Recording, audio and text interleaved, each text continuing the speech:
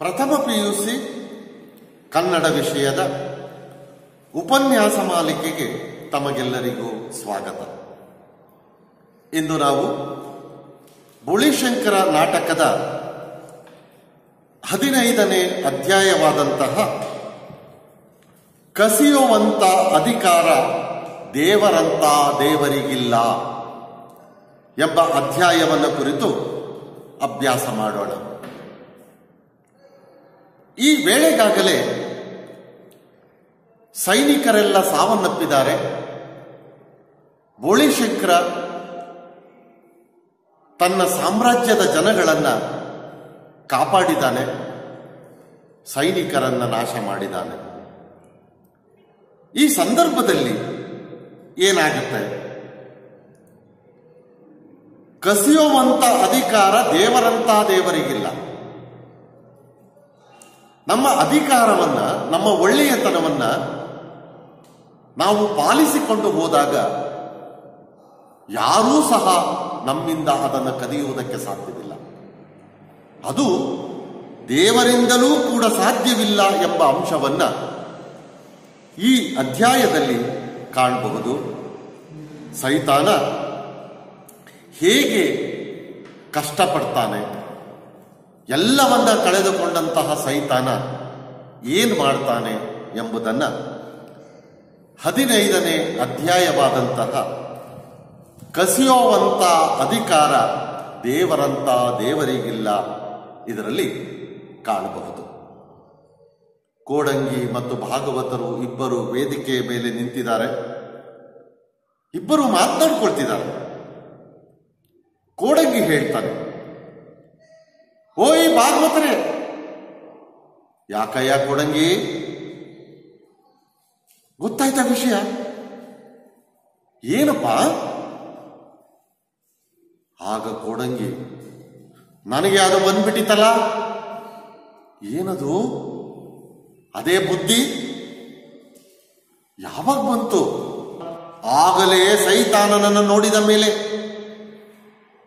ಕೋಡಂಗಿ ಹೇಳ್ತಾನೆ, ಆಗಲೇ ಸೈತಾನನನ್ನು ನೋಡಿದ ಮೇಲೆ ನನಗೆ ಬುದ್ಧಿ ಬಂತು ಸ್ವಾಮಿ.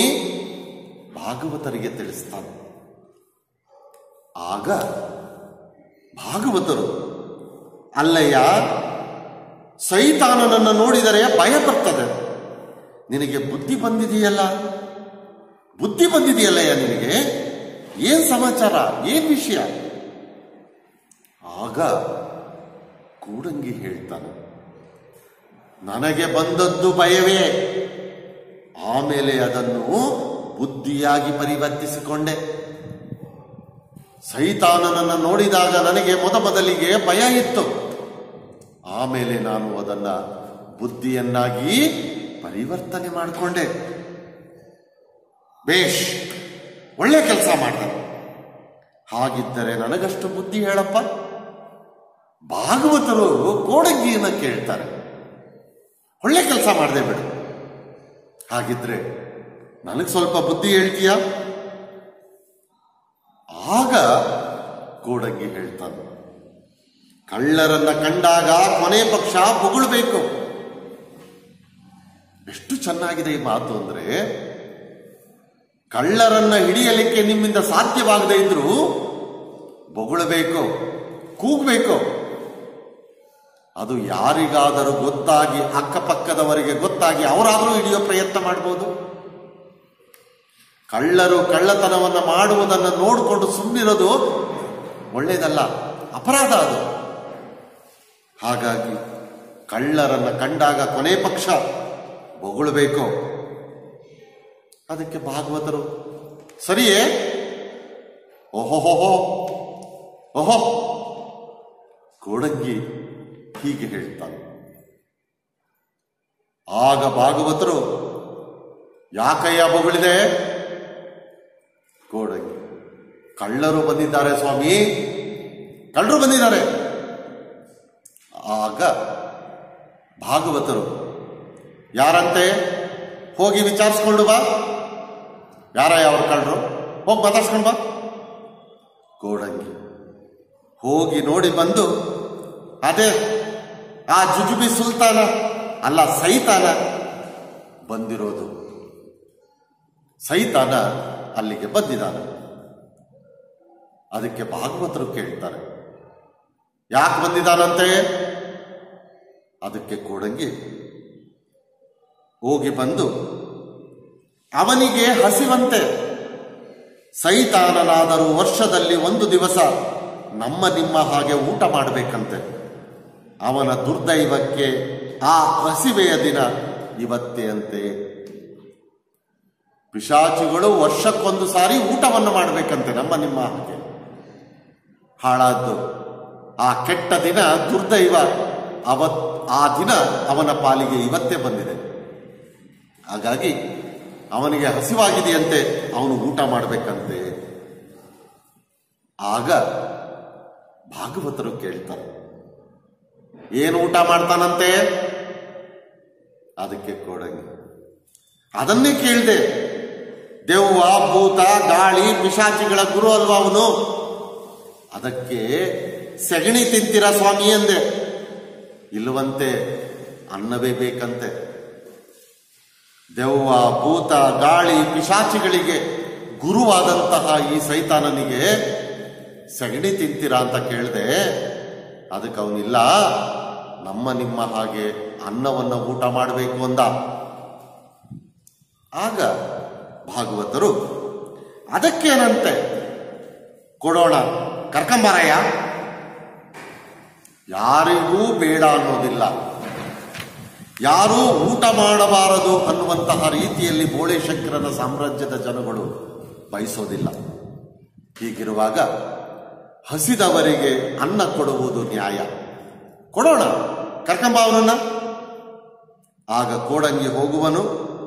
ಸೈತಾನ ಈಗ ಬೇರೆ ವೇಷದಲ್ಲಿ ಬರುವನು. ಜನರು ಬರುವರು, ಎಲ್ಲ ಬರ್ತಾರೆ, ಜನಗಳು ಬರ್ತಾರೆ. ಇವನು ಕೂಡ ಬೇರೆ ವೇಷವನ್ನು ತಾಳಿದಾನೆ ಸೈತಾನ. ಕೋಡಂಗಿ ಅವನನ್ನ ಕರ್ಕೊಂಡು ಬರ್ತಾನೆ.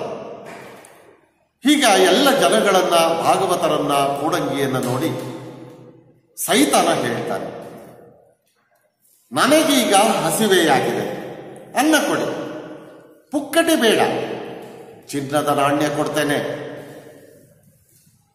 ನನಗೆ ಹಸಿವಾಗಿದೆ, ನನಗೆ ಊಟ ಕೊಡಿ. ನೀವು ಪುಕ್ಕಟೆ ಕೊಡಬೇಡಿ, ನೀವು ಕೊಡುವಂತಹ ಊಟಕ್ಕೆ ಬದಲಾಗಿ ನಾನು ಚಿನ್ನದ ನಾಣ್ಯಗಳನ್ನು ಕೊಡ್ತೇನೆ. ಆಗ ಅಲ್ಲಿರುವ ಬೋಳೇಶಂಕರನ ಸಾಮ್ರಾಜ್ಯದ ಜನಗಳಲ್ಲಿ ಒಬ್ಬ ಹೇಳ್ತಾನೆ, ಚಿನ್ನ ತಗೊಂಡು ಅನ್ನ ಕೊಡೋದು ಯಾಕೆ ಸಾಧ್ಯ? ತೋರ್ಸು ನೋಡೋಣ. ಅಲ್ಲಪ್ಪ, ಯಾರಾದರೂ ಅನ್ನವನ್ನ ಚಿನ್ನಕ್ಕೆ ಮಾರ್ಕೊಳಕ್ ಸಾಧ್ಯವೇ? ಚಿನ್ನವನ್ನ ತಗೊಂಡು ಅನ್ನ ಕೊಡ್ತೀವೇನೆಯ ನಾವು? ಸಾಧ್ಯವಿಲ್ಲ. ತೋರ್ಸು, ಅದೇನು ನಾಣ್ಯಗಳನ್ನು ಕೊಡ್ತೀಯೋ ನೀನು ನೋಡೋಣ. ಆಗ ಆ ಸೈತಾನ ಆ ನಾಣ್ಯಗಳನ್ನು ತೋರಿಸ್ತಾನೆ. ಆಗ ಅಲ್ಲಿದ್ದಂತಹ ವ್ಯಕ್ತಿಗಳಲ್ಲಿ ಇನ್ನೊಬ್ಬ ಹೇಳ್ತಾನೆ, ನಮ್ಮ ರಾಜರು ಮಕ್ಕಳ ಮನರಂಜನೆಗೆ ಆಗಾಗ ಧಾನ್ಯದಿಂದ ಮಾಡುತ್ತಾರಲ್ಲ, ಅವೇ ಅಲ್ವೇ ಇವು? ನಮ್ಮೂರಿನಲ್ಲಿ ಈ ನಾಣ್ಯಗಳು ಆಟದ ವಸ್ತುಗಳು. ನಮ್ಮ ಮಕ್ಕಳ ಮನರಂಜನೆಗಾಗಿ ಆಗಾಗ ನಮ್ಮ ಮಹಾರಾಜರುಗಳು ಮಾಡಿಕೊಡ್ತಾರೆ, ಅವಲ್ವೇ ಇವು? ಮತ್ತೊಬ್ಬ ಹೇಳ್ತಾನೆ, ಹೌದು, ನನ್ನ ಮನೆಯಲ್ಲಿ ಮಕ್ಕಳು ಆಡಿಬಿಟ್ಟ ನಾಣ್ಯಗಳೇ ಬೊಗಸೆ ತುಂಬ ಇವೆ. ಆಡಿಬಿಟ್ಟಂತಹ ನಾಣ್ಯಗಳು ನಮ್ಮ ಮನೆಯಲ್ಲಿ ಬೇಕಾದಷ್ಟಿದಾವೆ. ಆಟ ಆಡುವ ನಾಣ್ಯಗಳವು, ಅವನ್ ತಗೊಂಡು ನಾವೇನ್ ಮಾಡೋಣ? ಇನ್ನೊಬ್ಬ ಹೇಳ್ತಾನೆ, ಇವನ್ ಇಟ್ಕೊಂಡು ಆಡೋದಕ್ಕೆ ನನಗೆ ಸಣ್ಣ ಮಕ್ಕಳೇ ಇಲ್ಲ. ನನ್ನ ಹತ್ತಿರ ಆಗಲೇ ಇಂಥ ನಾಣ್ಯಗಳು ಊರಿವೆ. ಹಾಗಂತ ನೀನು ನಿರಾಸೆ ಹೊಂದುವುದು ಬೇಡ. ದೇವರ ಹೆಸರಲ್ಲಿ ಒಂದು ಹೊತ್ತು ಊಟ ಹಾಕ್ತೇನೆ ಬಾ. ನೋಡಪ್ಪ, ನೀನು ಕೊಡುವಂತಹ ನಾಣ್ಯಗಳನ್ನು ಇಟ್ಕೊಂಡು ಆಟ ಆಡುವುದಕ್ಕೆ ನನ್ನ ಮನೆಯಲ್ಲಿ ಮಕ್ಕಳಿಲ್ಲ, ಸಣ್ಣ ಮಕ್ಕಳಿಲ್ಲ. ಹೀಗಿರುವಾಗ ನೀನು ಕೊಡುವಂತಹ ನಾಣ್ಯಗಳನ್ನು ತಗೊಂಡು ಏನ್ ಮಾಡೋಣ? ನಾನು ಪ್ರಯೋಜನ ಇಲ್ಲ. ಹಾಗಾಗಿ ನೀನು ಹಾಗೆ ಊಟ ಮಾಡುವುದು ಬೇಡ. ದೇವರ ಹೆಸರಲ್ಲಿ ಒಂದೊತ್ತು ಊಟ ಹಾಕ್ತೀನಿ, ನೀನು ಚಿಂತೆ ಮಾಡಬೇಡ, ಬಾ ಊಟ ಮಾಡು. ಆಗ ಸೈತಾನ ಹೇಳ್ತಾನೆ, ಥೂ, ನನಗೆ ಯಾರದೋ ಹೆಸರಿನಲ್ಲಿ ಊಟ ಬೇಡ್ರಯ್ಯ, ಯಾರದ್ದಾರದ್ದೋ ಹೆಸರಿನಲ್ಲಿ ನೀವು ನನಗೆ ಯಾಕೆ ಊಟ ಹಾಕಬೇಕು? ಅದೆಲ್ಲ ಆಗೋದಿಲ್ಲ. ಆಗ ಒಬ್ಬ ಹೇಳ್ತಾನೆ, ಪ್ರತಿಯಾಗಿ ಏನನ್ನಾದರೂ ತಗೊಂಬ, ನಮಗೆ ನಾಣ್ಯ ಬೇಡ, ಹಣ ಬೇಡ, ಅದಕ್ಕೆ ಬದಲಾಗಿ ನೀನು ಏನನ್ನಾದರೂ ತಗೊಂಡ್ಬಾ. ಪುಕ್ಕಟೆಯಾಗಿ ನೀನು ಊಟ ಮಾಡೋದಿಲ್ಲ ಅಂದಮೇಲೆ ಅದಕ್ಕೆ ಬದಲಾಗಿ ನೀನು ಏನನ್ನಾದರೂ ತಗೊಂಡ್ಬಾ. ಅದಾಗದಿದ್ದಲ್ಲಿ ಒಪ್ಪತ್ತು ಕೆಲಸ ಮಾಡಿ ಊಟ ಮಾಡು. ಅದು ನಿನ್ನ ಕೈಯಲ್ಲಿ ಸಾಧ್ಯವಾಗಲಿಲ್ಲ ಅಂದಮೇಲೆ ನೀನು ಒಂದು ಅರ್ಧ ದಿವಸ ಕೆಲಸವನ್ನು ಮಾಡಿ ಬೇಕಾದ್ರೆ ಊಟ ಮಾಡಬಹುದು. ಇಲ್ಲ, ನಾಣ್ಯಗಳಿಗೆ ಬದಲಾಗಿ ಬೇರೆ ಇನ್ಯಾವುದಾದರೂ ವಸ್ತುವನ್ನು ಬೇಕಾದ್ರೆ ನೀನು ತರಬಹುದು. ಆದರೆ ನಮಗೆ ನಾಣ್ಯಗಳು ಮಾತ್ರ ಬೇಡ. ಸೈತಾನ ಹೇಳ್ತಾನೆ, ನೀವು ಕೇಳಿದಷ್ಟು ಚಿನ್ನದ ನಾಣ್ಯ ಕೊಡ್ತೇನೆ, ಸಾಲದೆ? ನೀವು ಕೇಳಿದಷ್ಟು ಕೊಡ್ತೀನಿ ಕಣ್ರಯ್ಯ, ಯಾಕೆ ಹೀಗೆ ಮಾಡ್ತೀರಾ?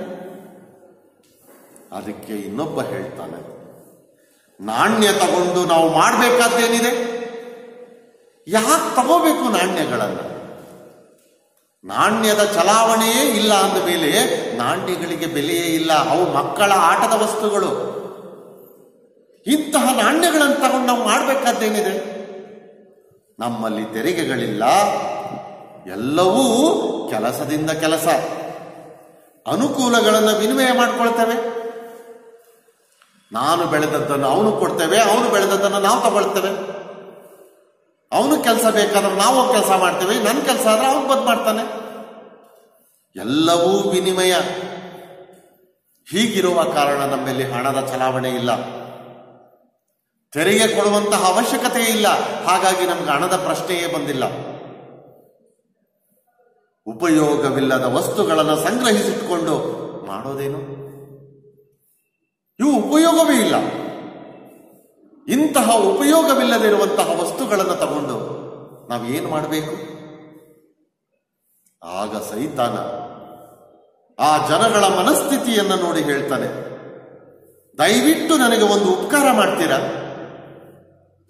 ಅದರಲ್ಲಿ ಒಬ್ಬ, ಖಂಡಿತ, ಅದೇನು ಹೇಳಪ್ಪ, ಏನು ಉಪಕಾರ ಮಾಡಬೇಕು ಹೇಳು. ಆಗ ಸೈತಾನ, ನನ್ನ ಪಾಡಿಗೆ ನನ್ನ ಬಿಟ್ಟು ಹೊರಟೋಗ್ತೀರಾ? ಈ ಜನಗಳಿಗೆ ಎಷ್ಟು ಹೇಳಿದ್ರು ಅಷ್ಟೇ, ಇವ್ರು ನನ್ನ ಮಾತನ್ನು ಕೇಳುವಂತಹ ಸ್ಥಿತಿಯಲ್ಲೇ ಇಲ್ಲ. ಹೀಗಿರುವಾಗ ಹೇಳ್ತಾನೆ, ನನ್ನ ಪಾಡಿಗೆ ನನ್ನನ್ನು ಬಿಟ್ಟು ಹೋಗ್ತೀರಾ? ಹೊರಟೋಗಿ. ಅದರಲ್ಲಿ ಇನ್ನೊಬ್ಬ ಹೇಳ್ತಾನೆ, ಹೋಗೋಣಂತೆ, ಹೋಗೋದಕ್ಕೆ ನಮಗೇನು ಸಮಸ್ಯೆ ಇಲ್ಲ, ಅದೇನು ಅಸಾಧ್ಯದ ಕೆಲಸ ಅಲ್ಲ. ನಿನ್ನ ಒಬ್ಬನನ್ನೇ ಬಿಟ್ಟು ಹೋಗೋದು ನಮ್ಮ ಕೈಲಿ ಆಗದಿರೋ ಕೆಲಸ ಏನಲ್ಲ. ಆದರೆ ನೀನಾದರೂ ಯಾಕೆ ಹಸಿದಿರಬೇಕು? ನೋಡಿ, ಅವರ ನೀತಿ, ಅವರ ಒಳ್ಳೆಯತನವನ್ನು ನಾವಿಲ್ಲಿ ಗಮನಿಸಬೇಕು. ನಮ್ಮ ರಾಜ್ಯದಲ್ಲಿ ಇರುವಂತಹ ಯಾರೂ ಸಹ ಹಸಿವಿನಿಂದ ನರಳಬಾರದು, ಹಸಿವಿನಿಂದ ಸಾಯಬಾರದು. ಹೀಗಿರುವಾಗ ನೀನು ಯಾಕೆ ಹಸಿವೆಯಿಂದ ನರಳಬೇಕು? ಆಗ ಸೈತಾನ ಹೇಳ್ತಾನೆ, ನನ್ನನ್ನು ಸಾಯೋದಕ್ಕಾದ್ರೂ ಬಿಡ್ರಯ್ಯ, ಸಾಯೋದಕ್ಕಾದ್ರೂ ಬಿಡ್ರಿ. ಯಾಕೆ ನನಗೆ ಈಗ ತಲೆ ತಿಂತಿದ್ದೀರಾ? ಯಾಕೆ ನನಗೆ ಹಿಂಸೆ ಕೊಡ್ತಿದ್ದೀರಾ? ಆಗ ಇನ್ನೊಬ್ಬ ಹೇಳ್ತಾನೆ, ಎಲ್ಲಾದ್ರೂ ಉಂಟೆ ನೋಡಯ್ಯ, ಬದುಕಿನಲ್ಲಿ ಸಾಯೋದೇನು ಹೊಸದೆ? ಹುಟ್ಟಿದ ಮೇಲೆ ಸಾಯಲೇಬೇಕು. ಅದೇನು ಹೊಸದೇನಲ್ಲ, ಹಳೆ ವಿಚಾರವೇ ಸಾಯೋದು. ಒಂದಲ್ಲ ಒಂದು ದಿನ ಎಲ್ಲರೂ ಕೂಡ ಸಾಯ್ತೇವೆ. ಹಾಗೆ ನೋಡಿದರೆ ಬದುಕು ಹೊಸದಲ್ಲ. ಎರಡರಲ್ಲಿ ಯಾವುದನ್ನ ಮಾಡಿದರೂ ಊಟ ಮಾಡಿದ ಮೇಲೆ ಮಾಡಬಹುದಲ್ಲ. ನಮ್ಮಲ್ಲಾದ್ರೂ ಊಟ ಮಾಡು, ಇಲ್ಲವೇ ಬೋಳೇಶಂಕರ ರಾಜರಲ್ಲಾದ್ರೂ ಊಟ ಮಾಡು, ನಮ್ಗೇನ್ ಚಿಂತೆ ಇಲ್ಲ. ಒಟ್ಟಿಗೆ ನೀನು ಊಟ ಮಾಡಬೇಕಷ್ಟೆ, ಊಟ ಮಾಡುವ ಕೆಲಸವನ್ನು ನೀನು ಮಾಡಬೇಕಷ್ಟೆ. ಹಸಿವೆಯಿಂದ ಯಾಕೆ ಸಾಯ್ತೀಯ ನೀನು? ಸಾಯೋದೇನು ಹೊಸದೆ? ಹಳೆ ವಿಚಾರ ಅದು. ಜೀವನ ಮಾಡೋದು ಹೊಸದಲ್ಲ, ಅದು ಹಳೆ ವಿಚಾರವೇ. ಸಾಯೋದು ಸಾಯ್ತೀಯ, ಹೊಟ್ಟೆ ಹಸಿದುಕೊಂಡು ಯಾಕೆ ಸಾಯ್ಬೇಕು? ಊಟ ಮಾಡ್ಕೊಂಡೆ ಸಾಯಿ. ನೋಡು, ನಿನಗೆ ನಮ್ಮಲ್ಲಿ ಊಟ ಮಾಡುವುದಕ್ಕೆ ಇಷ್ಟವಿಲ್ಲದೆ ಇದ್ರೆ ನಮ್ಮ ಬೋಳೇಶಂಕರ ರಾಜರಲ್ಲಾದ್ರೂ ಊಟ ಮಾಡು, ಎಲ್ಲಾದ್ರೂ ಮಾಡು, ನಮ್ ಚಿಂತೆ ಇಲ್ಲ. ಆದ್ರೆ ನೀನು ಊಟ ಮಾಡಬೇಕು. ಅದಕ್ಕೆ ಸೈತಾನ ಹೇಳ್ತಾನೆ, ನೀವು ಹೀಗೆ ಮಾತಾಡ್ತಿದ್ರೆ ನಾನು ಸತ್ತು ಹೋಗ್ತೇನೆ, ನೀವು ಹೀಗೆ ಮಾತಾಡ್ತಾ ಇದ್ರೆ ನಾನು ಸತ್ತು ಹೋಗ್ಬಿಡ್ತೇನೆ ಅಷ್ಟೇ. ಆಗ ಒಬ್ಬ, ಮಾತಾಡ್ತಿದ್ರೆ ಬದುಕಿರ್ತೀಯಪ್ಪ, ಹಾಗೆ ಆಗಲ್ಲ ಹೇಳು, ಮಾತಾಡೋದಿಲ್ಲ. ನೀವು ಹೀಗೆ ಮಾತಾಡ್ತಿದ್ರೆ ಸತ್ತೋಗ್ತೀನಿ ಅಂತ ಯಾವಾಗ ಸೈತಾನ ಹೇಳ್ತಾನೋ, ಆಯ್ತಪ್ಪ ನಾವು ಮಾತಾಡೋದಿಲ್ಲ, ಸುಮ್ಮನೆ ಕುಳಿತುಕೊಂಡಿರ್ತೀವಿ ನೀನು ಊಟ ಮಾಡೋವರೆಗೂ. ಆಗ ಸೈತಾನ ಹೇಳ್ತಾನೆ, ನೀವಿಲ್ಲೇ ಕೂತಿದ್ರೆ ಸಾಯ್ತೀನಿ. ಆಗ ಆ ಜನ ಹಾಗಲೇ ಹೇಳಿ, ನಾವು ಹೊರಟೋಗ್ತೀವಿ, ಆದ್ರೆ ಸಾಯ್ಬೇಡ ಅಷ್ಟೇ, ಸಾಯುವಂತಹ ಕೆಲಸವನ್ನ ನೀನು ಮಾಡಬೇಡ, ಹೋಗ್ಬೇಕು ತಾನೇ ಇಲ್ಲಿಂದ. ಹೋಗ್ತೇವೆ. ಆಗ ಆ ಒಬ್ಬ ಅಲ್ಲಿರುವವರಿಗೆ ಹೇಳ್ತಾನೆ, ಬಾರಯ್ಯ, ಮಹಾರಾಜರಲ್ಲಿಗೆ ಹೋಗಿ ಇವನ ವಿಷಯ ಹೇಳೋಣ, ಬಾ ಹೇಳೋಣ, ಇಲ್ಲದಿದ್ರೆ ಸತ್ತೋಗ್ಬಿಡ್ತಾನೆ. ನಮ್ಮ ರಾಜ್ಯದಲ್ಲಿ ಯಾರು ಸಹ ಹಸಿವಿನಿಂದ ನರಳಬಾರದು, ಸಾಯಬಾರದು. ಅವನು ನಾವಿಲ್ಲೇ ಕೂತಿದ್ರು ಸಾಯ್ತೀನಿ ಅಂತಾನೆ, ಸುಮ್ಮನೆ ಕೂತಿದ್ರು ಸಾಯ್ತೀನಿ ಅಂತಾನೆ. ಹಾಗಾಗಿ ಈ ವಿಚಾರವನ್ನ ಬೋಳೇಶಂಕರ ಮಹಾರಾಜರಿಗೆ ತಿಳಿಸೋಣ ಬಾ ಅಂತ ಅವನು ಬೋಳೇಶಂಕರನ ಬಳಿಗೆ ಹೋಗ್ತಾನೆ. ಬೋಳೇಶಂಕರನ ಬಳಿಗೆ ಹೋದ ಮೇಲೆ ಏನಾಗುತ್ತೆ? ಈ ಅಧ್ಯಾಯದಲ್ಲಿ ಬೋಳೇಶಂಕರನ ಒಂದು ನೀತಿಯನ್ನು ನಾವಿಲ್ಲಿ ಗಮನಿಸಬೇಕು. ನಮ್ಮ ರಾಜ್ಯದಲ್ಲಿ ವಾಸಿಸುವ ಯಾರೂ ಸಹ ಹಸಿವಿನಿಂದ ನರಳಬಾರದು, ಹಸಿವಿನಿಂದ ಸಾಯಬಾರದು, ಎಲ್ಲರೂ ಕೂಡ ಹೊಟ್ಟೆ ತುಂಬಿದವರಾಗಿರಬೇಕು ಎಂಬ ಅವನ ನೀತಿ, ಆ ಜನಗಳು ಪಾಲಿಸುತ್ತಿರುವಂತಹ ಈ ಅಂಶವನ್ನ ನಾವಿಲ್ಲಿ ಗಮನಿಸಬೇಕು.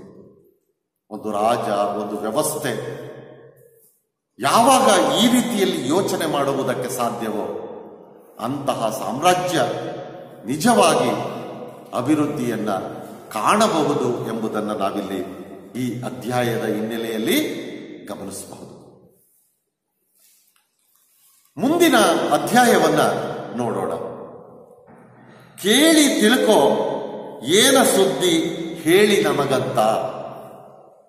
ಕೇಳಿ ತಿಳ್ಕೊಳ್ಬೇಕು, ಏನ್ ಸುದ್ದಿ, ನಮಗಾಗಿ ನಮಗೋಸ್ಕರ ಬಂದಿರುವಂತಹ ಸುದ್ದಿ ಏನದು ಎಂಬುದನ್ನ ಕೇಳಿ ತಿಳಿದುಕೊಳ್ಳಬೇಕು ಅನ್ನುವಂತಹ ಹಿನ್ನೆಲೆಯಲ್ಲಿ ಆ ಸೈತಾನನ ಉದ್ದೇಶ ಏನು, ಯಾತಕ್ಕಾಗಿ ಆ ಸೈತಾನ ಹೀಗೆ ಮಾಡ್ತಿದ್ದಾನೆ ಎಂಬುದನ್ನು ತಿಳಿದುಕೊಳ್ಳುವಂತಹ ಪ್ರಯತ್ನ ಈ ಅಧ್ಯಾಯದಲ್ಲಿ ನಾವು ಕಾಣಬಹುದು.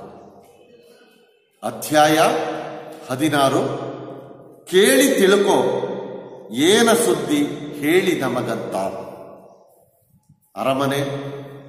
ಅರಮನೆಯಲ್ಲಿ ಬೋಳೇಶಂಕರ, ರಾಣಿ, ಊಟದ ಪಂಕ್ತಿಯಲ್ಲಿ ಕೂತ ಜನಗಳೆಲ್ಲ ಊಟಕ್ಕೆ ಕುಳಿತಿದ್ದಾರೆ. ಅರಮನೆ, ಅಲ್ಲಿ ಬೋಳೇಶಂಕರ, ರಾಣಿ ಎಲ್ಲರೂ ಇದ್ದಾರೆ. ಆ ಸಂದರ್ಭದಲ್ಲಿ ಈ ಸೈತಾನನಿಂದ ಈ ಮಾತುಗಳನ್ನು ಕೇಳಿಸಿಕೊಂಡಂತಹ ಆ ವ್ಯಕ್ತಿ ಓಡಿ ಬಂದು ಬೋಳೇಶಂಕರನಿಗೆ ವಿಚಾರವನ್ನ ಮುಟ್ಟಿಸ್ತಾನೆ. ಹೀಗೆ ಹೇಳ್ತಾನೆ, ಸ್ವಾಮಿ, ನಾವು ಏನು ಮಾಡಬೇಕೋ ತಿಳಿಯುತ್ತಿಲ್ಲ. ಅವನ್ಯಾವನೋ ದೊಡ್ಡ ಮನುಷ್ಯನೇ ಇರಬೇಕು, ಚೆನ್ನಾಗಿ ತಿಂದು ಕುಡಿದು ಒಳ್ಳೆ ಬಟ್ಟೆ ಬರಿಯಲ್ಲಿ ಇರಬೇಕಂತ ಬಯಸ್ತಾನೆ. ಸ್ವಾಮಿ, ನಾವು ಏನು ಮಾಡಬೇಕು ಅಂತ ಗೊತ್ತಾಗ್ತಾ ಇಲ್ಲ.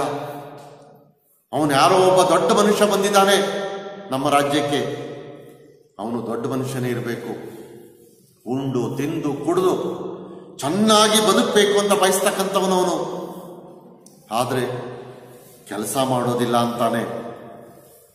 ದೇವರ ಹೆಸರಿನಲ್ಲಿ ಊಟ ಮಾಡೋದಕ್ಕೂ ನಿರಾಕರಿಸಿದ. ಪುಕ್ಕಟೆ ಬೇಡ, ಪ್ರತಿಯಾಗಿ ಚಿನ್ನ ಕೊಡ್ತೇನೆ, ಅನ್ನ ಕೊಡಿ ಅಂತಾನೆ. ನಮ್ಮ ಮಕ್ಕಳ ಹತ್ತಿರ ನೀವು ಧಾನ್ಯದಿಂದ ಮಾಡಿಕೊಟ್ಟ ಚಿನ್ನದ ಚೂರುಗಳೇ ಬೇಕಾದಷ್ಟಿವೆ, ಇವನ ಚಿನ್ನ ತಗೊಂಡೇನು ಮಾಡೋಣ? ಆದರೆ ಹೀಗೆ ಬಿಟ್ರೆ ಆತ ಹಸಿವೆಯಿಂದ ಸಾಯೋದಂತೂ ನಿಶ್ಚಿತ. ಹಾಗಾಗಿ ನಾವು ಏನಾದರೂ ಮಾಡಬೇಕು. ಅವನು ಏನು ಹೇಳಿದ್ರೂ ಕೇಳ್ತಾ ಇಲ್ಲ. ದೇವರ ಹೆಸರಿನಲ್ಲಾದ್ರೂ ಊಟ ಮಾಡಪ್ಪ ಅಂದ್ರೆ ಅದನ್ನೂ ಮಾಡ್ತಾ ಇಲ್ಲ. ಕೆಲಸ ಮಾಡಿ ಊಟ ಮಾಡು ಅಂದ್ರೆ ಅದನ್ನೂ ಕೇಳ್ತಾ ಇಲ್ಲ. ಎಷ್ಟು ಬೇಕಾದರೂ ಚಿನ್ನ ಕೊಡ್ತೇನೆ, ನನಗೆ ಅನ್ನ ಕೊಡಿ ಅಂತ ಹೇಳ್ತಾನೆ. ಆದ್ರೆ ನೀವೇ ನಮ್ಮ ಮಕ್ಕಳಿಗಾಗಿ ಮಾಡಿಕೊಟ್ಟಂತಹ ಚಿನ್ನದ ಚೂರುಗಳು ನಮ್ಮ ಮನೆಯಲ್ಲಿ ಬೇಕಾದಷ್ಟು ಬಿದ್ದಿದ್ದಾವೆ. ಅವನು ಚಿನ್ನ ತಗೊಂಡು ನಾವೇನು ಮಾಡೋಣ? ಹಾಗಾಗಿ ಈ ವಿಚಾರವನ್ನ ನಿಮಗೆ ಮುಟ್ಟಿಸೋಣ ಅಂತ ಬಂದ್ವಿ. ನೀವು ಕೇಳಿಸ್ಕೊಳ್ಳಿ, ಅವನನ್ನ ಹೀಗೆ ಬಿಟ್ರೆ ಹಸಿವೆಯಿಂದ ಅವನು ಸತ್ತು ಹೋಗ್ತಾನೆ. ಆಗ ಅವನ ಎಲ್ಲ ಮಾತುಗಳನ್ನು ಕೇಳಿಸಿಕೊಂಡಂತಹ ಬೋಳಿಶಂಕರ ಹೇಳ್ತಾನೆ, ಆಗ್ಲೇಳಿ ನಾವು ಅವನಿಗೆ ಅನ್ನ ಹಾಕಲೇಬೇಕು. ಅನ್ನ ಹಾಕಬೇಕು ಅಲ್ಲ, ಹಾಕಲೇಬೇಕು. ನಮ್ಮ ರಾಜ್ಯದಲ್ಲಿ ಯಾರೂ ಸಹ ಹಸಿದವರು ಇರಬಾರದು. ಅವರಿಗೆ ಅನ್ನ ಹಾಕುವಂತಹ ಕೆಲಸವನ್ನ ನಾವು ಮಾಡಲೇಬೇಕು. ಅಷ್ಟೊತ್ತಿಗೆ ಇನ್ನೊಬ್ಬ ಹೇಳ್ತಾನೆ, ಅಗೋ ಕೋಡಂಗಿ ಅವನನ್ನು ನಿಮ್ಮಲ್ಲಿಗೆ ಕರೆತರುತ್ತಿದ್ದಾನೆ. ಸೈತಾನ ಕೋಡಂಗಿಯ ಜೊತೆ ಬರುವನು. ಒಬ್ಬ ಹೇಳ್ತಾನೆ, ನೋಡಿ ಕೋಡಂಗಿ ಕರ್ಕೊಂಡು ಬರ್ತಿದ್ದಾನೆ. ಕೋಡಂಗಿ ಸೈತಾನನನ್ನು ಕರೆದುಕೊಂಡು ಅಲ್ಲಿಗೆ ಬರ್ತಾನೆ. ಆಗ ವೇಷಧಾರಿಯಾದಂತಹ ಸೈತಾನನನ್ನು ಕುರಿತು ಬೋಳಿಶಂಕರ ಹೇಳ್ತಾನೆ, ನೋಡೋಣ, ನೀನು ಯಾವುದೇ ಮುಜುಗರ ಇಲ್ಲದೆ ನಮ್ಮ ಮನೆಯಲ್ಲಿ ಊಟ ಮಾಡಬಹುದು.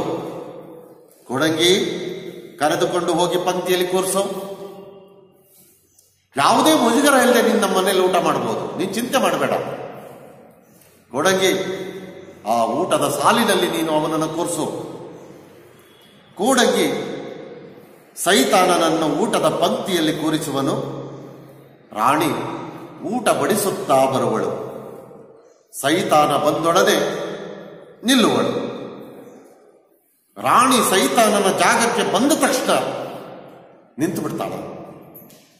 ನಿಂತವಳು ಆ ಸೈತಾನನನ್ನು ಕುರಿತು ಕೇಳ್ತಾಳೆ, ಅಯ್ಯ, ಎಲ್ಲಿ ನಿನ್ನ ಕೈ ತೋರಿಸು ನೋಡೋಣ.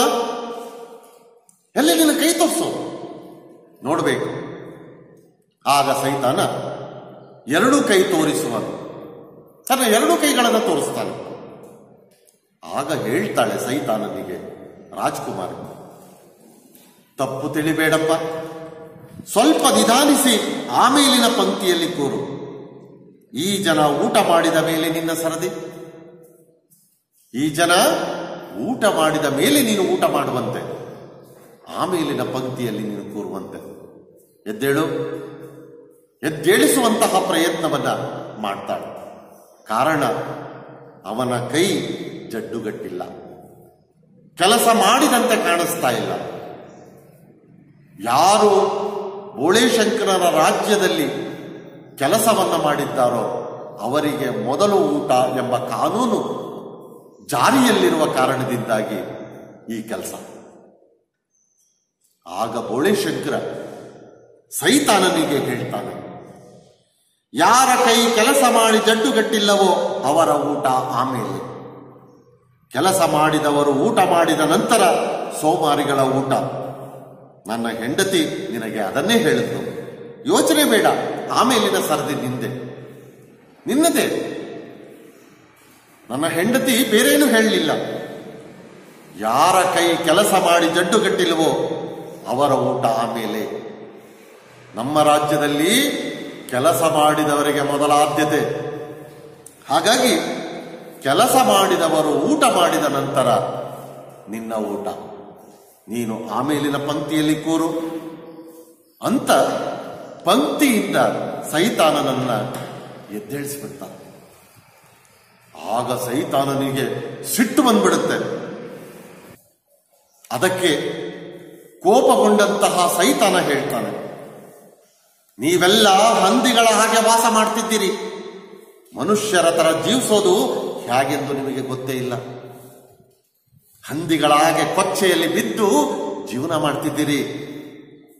ನಿಮಗೆ ಮನುಷ್ಯರ ಹಾಗೆ ಜೀವನ ಮಾಡಬೇಕು ಅನ್ನೋದು ನಿಮಗೆ ಗೊತ್ತೇ ಇಲ್ಲ.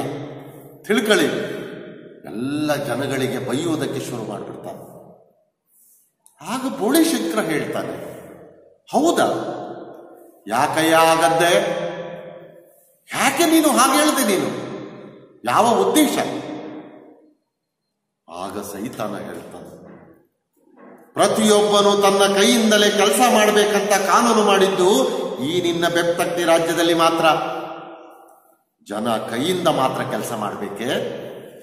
ಬುದ್ಧಿವಂತರು ಯಾವುದರಿಂದ ಕೆಲಸ ಮಾಡ್ತಾರೆ ಅಂತ ನಿನ್ಗೇನಾದ್ರು ಗೊತ್ತಿದೆಯಾ? ನೋಡಯ್ಯ, ನಿನ್ನ ರಾಜ್ಯದಲ್ಲಿ ಮಾತ್ರ ಇಂತಹ ಕಾನೂನು ಇರೋದು, ಕೈಯಿಂದ ಮಾತ್ರ ಕೆಲಸ ಮಾಡಬೇಕು ಅಂತ. ತಲೆಯಿಂದ ಕೆಲಸ ಮಾಡೋದು ಹೇಗೆ ಅನ್ನೋದು ನಿನಗೆ ಗೊತ್ತಿದೆಯಾ? ಬುದ್ಧಿವಂತರು ಯಾವುದರಿಂದ ಹೇಗೆ ಕೆಲಸವನ್ನು ಮಾಡ್ತಾರೆ ಎನ್ನುವಂತಹ ವಿಚಾರ ನಿನಗೆ ಗೊತ್ತಿದೆಯಾ? ಹೇಳು. ನೀವೆಲ್ಲ ದಡ್ರು. ಅದಕ್ಕಾಗಿಯೇ ನಾನು ಹೇಳ್ತಿರೋದು, ನೀವು ಹಂದಿಗಳ ಹಾಗೆ ವಾಸ ಮಾಡ್ತಿದ್ದೀರಿ. ಆಗ ಬೋಳಿಶಂಕರ ಹೇಳ್ತಾನೆ, ನಾವು ಬೆಪ್ತಕ್ಡಿಗಳು, ನಮಗೆ ಯಾಕೆ ತಿಳಿಬೇಕು? ಹೌದಪ್ಪ, ನೀನು ಹೇಳಿದ ಹಾಗೆ ನಾವು ದಡ್ರು, ನಿಜ. ನೀನು ಹೇಳುವಂತಹ ವಿಚಾರ ನಮಗೆ ಹೇಗೆ ಗೊತ್ತಾಗಬೇಕು? ನಮ್ಮ ಬಹುಪಾಲಿನ ಕೆಲಸವನ್ನೆಲ್ಲ ಕೈಗಳಿಂದ, ಬೆನ್ನಿನಿಂದ ಮಾಡ್ತೇವೆ. ನಮ್ಮ ಎಲ್ಲ ಕೆಲಸಗಳು ದುಡಿಮೆಯಿಂದ ಮಾಡ್ತೀವಿ, ಕೈಯಿಂದ, ಬೆನ್ನಿನಿಂದ ದುಡಿದು ಮಾಡ್ತೀವಿ, ಕಷ್ಟಪಟ್ಟು ಮಾಡ್ತೀವಿ. ಈ ರೀತಿಯಲ್ಲಿ ಕೆಲಸ ಮಾಡುವಂತಹ ನಾವುಗಳು ದಡ್ರು ನಿನ್ನ ಪಾಲಿಗೆ. ಈ ವಿಚಾರ ನಮಗೆ ಯಾಕೆ ಗೊತ್ತಾಗಬೇಕು? ನೀನು ತಿಳಿಸಿ ಹೇಳುವೆಯಾ? ಆಗ ಸೈತಾನ ಹೇಳ್ತಾನೆ, ನೀವು ಬೆಪ್ತಕ್ಡಿಗಳಾಗಿರೋದೇ ಅದಕ್ಕೆ ಕಾರಣ. ತಲೆಯಿಂದ ಕೆಲಸ ಮಾಡುವುದು ಹೇಗೆ ಎಂಬುದು ನಿಮಗೆ ಗೊತ್ತಿಲ್ವಲ್ಲ, ಅದಕ್ಕೆ ನೀವು ದಡ್ಡರಾಗಿರೋದು ಕಾರಣ. ಆದರೆ ತಲೆಯಿಂದ ಕೆಲಸ ಮಾಡುವುದು ಹೇಗೆಂದು ನಿಮಗೆ ಹೇಳಿಕೊಡ್ತೇನೆ. ಆಗ ನಿಮಗೆ ಗೊತ್ತಾಗುತ್ತದೆ, ಕೈಗಳಿಗಿಂತ ತಲೆಯಿಂದ ಕೆಲಸ ಮಾಡುವುದು ಹೆಚ್ಚು ಲಾಭಕರ ಎಂದು. ಕೈಗಳಿಗಿಂತ ತಲೆಯಿಂದ ಕೆಲಸ ಮಾಡುವುದು ಹೆಚ್ಚು ಲಾಭದಾಯಕ. ಹಾಗಾಗಿಯೇ ಇವತ್ತಿನ ಸಂದರ್ಭವನ್ನು ಗಮನಿಸಿದಾಗ ವಿದ್ಯಾವಂತರಾದಂತಹ ತರುಣರು ಪಟ್ಟಣಗಳ ಕಡೆಗೆ ವಲಸೆ ಹೋಗೋದು, ಅಲ್ಲಿ ಮೈ ದಂಡಿಸದೆ, ಕಷ್ಟಪಡದೆ ಹಣವನ್ನು ಗಳಿಸಬಹುದು ಎಂಬ ಕಾರಣದಿಂದ. ವ್ಯವಸಾಯವಾದರೆ ಕಷ್ಟಪಡಬೇಕು, ದುಡಿಬೇಕು, ಬಿಸಿಲಲ್ಲಿ ಬೆವರನ್ನು ಸುರಿಸಬೇಕು, ಹೀಗೆ ಹಲವಾರು ರೀತಿಯ ಕಷ್ಟಗಳನ್ನು ಪಡಬೇಕು. ಆ ಹಿನ್ನೆಲೆಯಲ್ಲಿ ಈ ಮಾತನ್ನ ಲೇಖಕರು ಹೇಳ್ತಿದ್ದಾರೆ. ನಿಮಗೆ ತಲೆಯಿಂದ ಕೆಲಸ ಮಾಡೋದು ಹೇಗೆ ಅನ್ನೋದು ನಾನು ಹೇಳ್ಕೊಡ್ತೀನಿ. ನಿಮಗೆ ತಲೆಯಿಂದ ಯಾಕೆ ಕೆಲಸ ಮಾಡಬೇಕು ಅನ್ನೋದು ನಿಮಗೆ ಗೊತ್ತಿಲ್ಲ. ಆದರೆ ಹೇಳ್ತೀನಿ ಕೇಳಿ, ಕೈಗಳಿಂದ ಕೆಲಸ ಮಾಡುವುದಕ್ಕಿಂತ ತಲೆಯಿಂದ ಕೆಲಸವನ್ನು ಮಾಡೋದು ಹೆಚ್ಚು ಲಾಭವನ್ನು ಕೊಡುತ್ತೆ.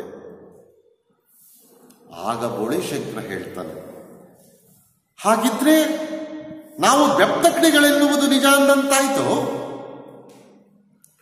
ತಲೆಯಿಂದ ಕೆಲಸ ಮಾಡುವುದು ಹೇಗೆ ಎಂಬುದು ನಮಗೆ ತಿಳಿದಿಲ್ಲ ಅಂದಮೇಲೆ ನಾವು ಬೆಪ್ತಕ್ಡಿಗಳೇ ಬಿಡಿ. ನಾವು ಬೆಪ್ತಕ್ಡಿಗಳು ಎಂಬುದು ನಿಜ ಅಂತಾಯ್ತು. ಆಗ ಸೈತಾನ ಹೇಳ್ತಾನೆ, ಸಂದೇಹವೇನು? ಕೆಲಸ ಮಾಡಿ ನನ್ನ ಕೈ ಜಿಡ್ಡುಗಟ್ಟಿಲ್ಲವೆಂದು ನನ್ನನ್ನು ಊಟಕ್ಕೆ ಕರೆಸಲಿಲ್ಲ ಅಲ್ಲವೇ? ಕೇವಲ ನನ್ನ ಕೈ ಜಿಡ್ಡುಗಟ್ಟಿಲ್ಲ ಅನ್ನುವ ಕಾರಣವನ್ನ ಇಟ್ಟುಕೊಂಡು ನನ್ನನ್ನು ಊಟಕ್ಕೆ ಕೂರಿಸಲಿಲ್ಲ ಅಲ್ವೇ? ಆದರೆ ತಲೆಯಿಂದ ಕೆಲಸ ಮಾಡುವುದು ಅದಕ್ಕಿಂತ ಹೆಚ್ಚು ಕಷ್ಟಕರವಾದದ್ದು. ಕೆಲವು ಸಲ ತಲೆ ಪೂರ್ತಿ ಸಿಡಿದೇ ಹೋಗಬಹುದು. ತಲೆಯಿಂದ ಕೆಲಸ ಮಾಡೋದು ಸುಲಭ ಅಲ್ಲ, ಅದೂ ಕೂಡ ಕೈಯಿಂದ ಕೆಲಸ ಮಾಡುವುದಕ್ಕಿಂತ ಹೆಚ್ಚು ಕಷ್ಟಕರವಾದದ್ದು. ಒಮ್ಮೊಮ್ಮೆ ತಲೆಯಿಂದ ಕೆಲಸವನ್ನ ಮಾಡುವಾಗ ತಲೆ ಪೂರ್ತಿಯಾಗಿ ಸಿಡಿದು ಹೋಗಬಹುದು. ಅದು ಒಂದು ರೀತಿಯಲ್ಲಿ ಅಪಾಯವೇ. ತಲೆಯಿಂದ ಕೆಲಸವನ್ನ ಮಾಡುವುದಕ್ಕೆ ಹೊರಟಾಗ ನಾವು ಹಲವಾರು ರೀತಿಯ ರೋಗಗಳಿಗೆ ತುತ್ತಾಗುತ್ತಿರುವುದನ್ನು ಇಂದಿನ ದಿನಗಳಲ್ಲಿ ಗಮನಿಸಬಹುದು. ಹಳ್ಳಿಗಳಲ್ಲಿ ವ್ಯವಸಾಯವನ್ನು ಮಾಡಿಕೊಂಡು ರೈತನಾಗಿ ದುಡಿಯುತ್ತಿರುವವರಲ್ಲಿ ಕಾಯಿಲೆಗಳು ತುಂಬಾ ಕಡಿಮೆ. ಹಾಗಾಗಿ ಆ ಸೈತಾನ ಹೇಳ್ತಾನೆ, ತಲೆಯಿಂದ ಕೆಲಸ ಮಾಡೋದು ಸುಲಭ ಅಲ್ಲ. ಒಮ್ಮೊಮ್ಮೆ ತಲೆ ಪೂರ್ತಿ ಸಿಡಿದು ಹೋಗ್ಬೋದು, ಅದು ಕೂಡ ಕಷ್ಟವೇ. ಆಗ ಬೋಳಿಶಂಕರ ಹೇಳ್ತಾನೆ, ಅದೇನೋ ಸರಿಯೇ, ಆದರೆ ಅದ್ಯಾಕಣ್ಣ ನಿನಗೆ ನೀನೇ ಅಷ್ಟು ಚಿತ್ರಹಿಂಸೆ ಕೊಟ್ಕೊಳ್ತೀಯ? ನೀನು ಹೇಳ್ತಿರೋ ಸರಿಯಪ್ಪ, ನೀನು ಹೇಳುತ್ತಿರುವಂತಹ ಈ ಮಾತುಗಳಲ್ಲಿ ಯಾವ ಅನುಮಾನವೂ ಇಲ್ಲ.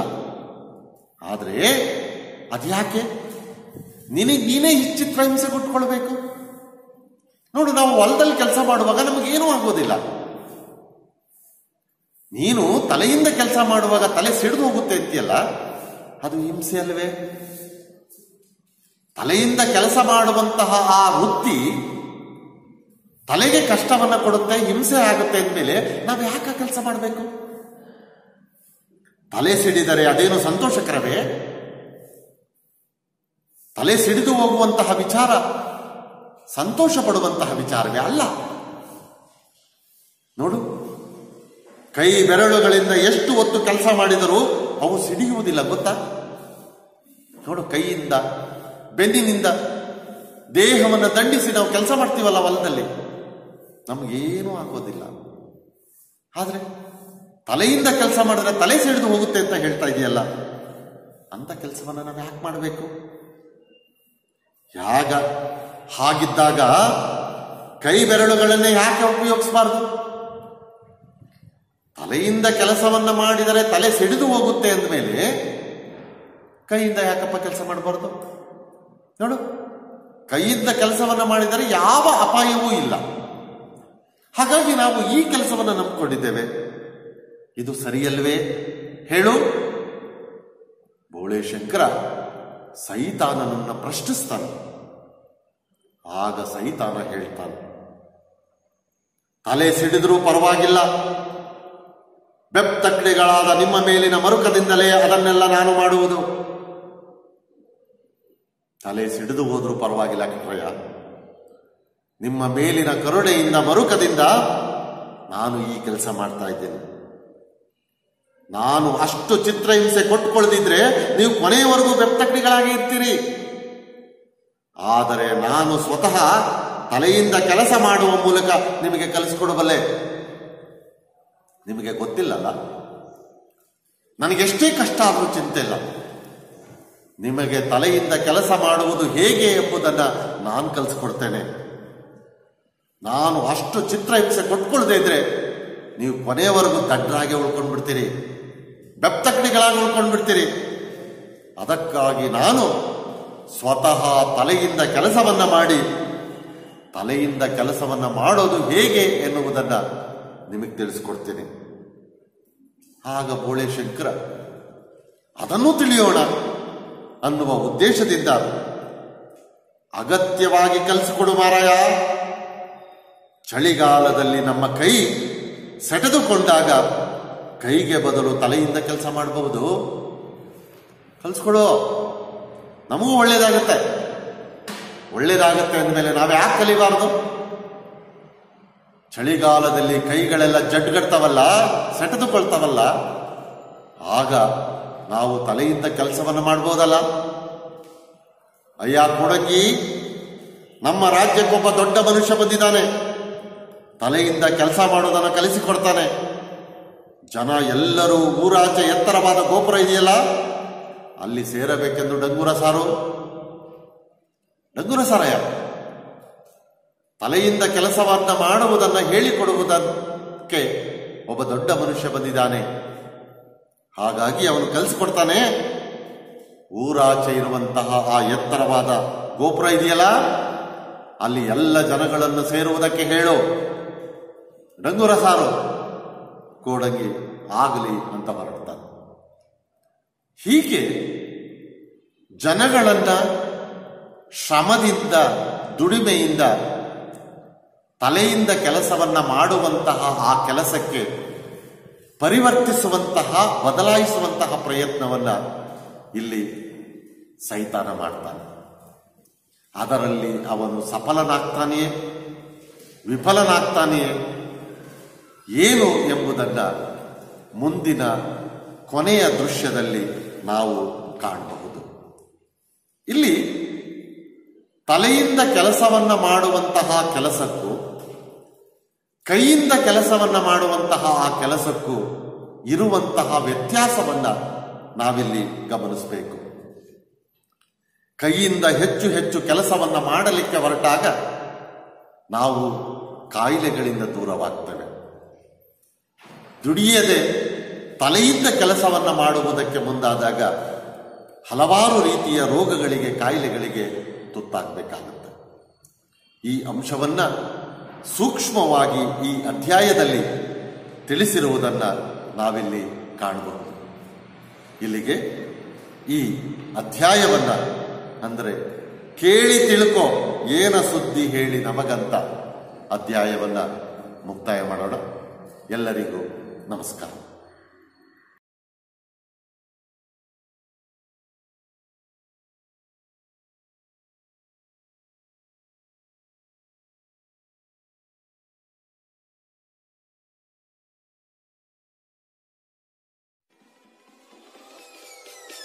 Peace.